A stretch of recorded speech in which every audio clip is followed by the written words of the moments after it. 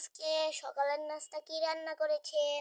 আজকে সকালের নাস্তা বানানো হয়েছে। আজকে থেকে তো ছুটি শেষ। কালকে হয় আজকে দোকানে যেতে পারি কিংবা কালকে যাব। যাই হোক, এখন আজকে চিন্তা করলাম প্রতিদিন তো আর সময় পাই না মেহেজাবিনকে এত কিছু করে দেওয়ার জন্য। আর রাত্রের তরকারি রান্না করা ছিল।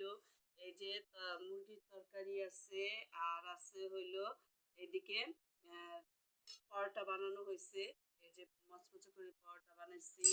তারপরে ডিম ভাজি না পোস্ট করে দিছি মেহেজাবিনকে একটা, কারণ মেহেজাবিন তো সব জিনিস খেতে চায় না। আর এখানে আছে এই শেষ, তারপরে একটু সেমাই রান্না করে দিলাম মেহেজাবিনকে। কারণ দেখা যায় আমরা যখন আমাদের দোকানে এই যে যাওয়া শুরু করব আজকে থেকে কিংবা কালকে থেকে, তখন তো আর আমরা সময় পাবো না। এর জন্য ঈদও শেষ, মেহেজাবিনকে একটু ঈদের নাস্তাটাই খাওয়াই আবার। এই ভেবে আজকের পরোটা, সেমাই এগুলো দিয়ে নাস্তা বানালাম। এখন কেমন হলো মেহেজাবিন? খুব মজার। কারণ বাচ্চাদের তো একটু সময়ও দিতে হয়। কি করব, আমরা তো ব্যস্ত থাকি। এই, আল্লাহ হাফেজ।